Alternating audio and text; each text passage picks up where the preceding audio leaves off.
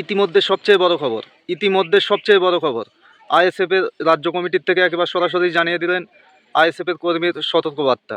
হ্যাঁ, আইএসএফের কর্মীদের প্রতি সতর্কবার্তা দিয়ে দিলেন আইএসএফের রাজ্য কমিটি। আপনারা সকলেই জানেন, আপনাদের না জানার কিছু নেই। 2026 বিধানসভা ইলেকশন বামেদের সাথে জোট করে আইএসএফ লড়াই করেছিল।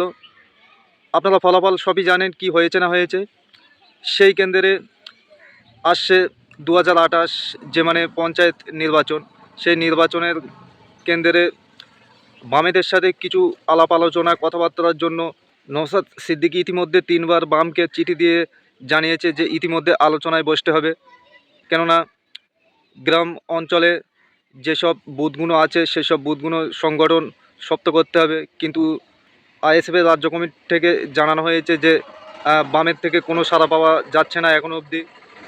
জানি না জোট কি হবে না হবে। আইএসএফ কর্মীদের একটা সতর্কবার্তা দিয়ে দিলেন যে হয়তো এই পঞ্চায়েত ইলেকশন আইএসএফকে একা লড়াই করতে হবে। সেই হিসেবে একার মতন লড়াই করার মতো সংগঠন গুছিয়ে নেওয়ার সতর্কবার্তা দিলেন আইএসএফ কর্মীর। তাহলে চলুন এক নজরে দেখে আসি আইএসএফের রাজ্য কমিটির থেকে আইএসএফ কর্মীদের প্রতি কি বললেন।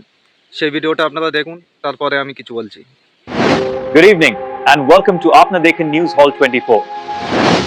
We have a compelling report for you tonight. 2026 বিধানসভা নির্বাচনের পরবর্তী পরিস্থিতিতে আমরা বামফ্রন্টের চেয়ারম্যানকে আমাদের পার্টির শ্রদ্ধেয় চেয়ারম্যান পীরজাদা নওশাদ সিদ্দিকী তিনবার চিঠি দিয়েছেন যে এই পরিস্থিতি আলোচনার প্রয়োজন আছে, আলোচনা দরকার আছে। কিন্তু বামফ্রন্টের পক্ষ থেকে কোনরূপ আলোচনার সাড়া আমাদেরকে এখনো পর্যন্ত দেওয়া হয়নি।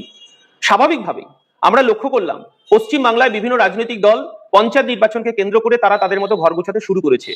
বিশেষ করে কংগ্রেসকে, জাতীয় কংগ্রেসকেও আমরা দেখলাম এবং আমরা লক্ষ্য করছি যে ভারতের কমিউনিস্ট পার্টি, মার্ক্সবাদী সহ বামপন্থী দলগুলি তারাও তাদের মতো সাংগঠনিক প্রক্রিয়া শুরু করেছে। স্বাভাবিকভাবেই আমরা আমাদের পার্টির দরদি বন্ধু সমর্থক নেতৃত্বের কাছে আমাদের আবেদন, আমাদেরও পঞ্চায়েত নির্বাচনকে কেন্দ্র করে আমাদের লড়াই সংগঠিত করার জন্য বুথকে শক্তিশালী করতে হবে, বুথ কমিটি তৈরি করতে হবে এবং আমাদের এককভাবে লড়াই করার প্রস্তুতি রাখতে হবে।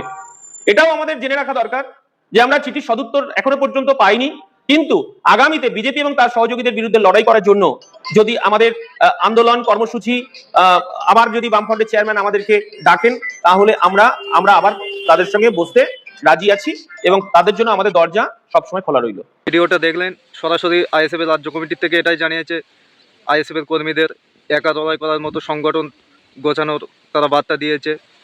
যাই হোক, যদি ভিডিওটা ভালো লেগে থাকে বেশি বেশি করে ভিডিওটা শেয়ার করুন, লাইক করুন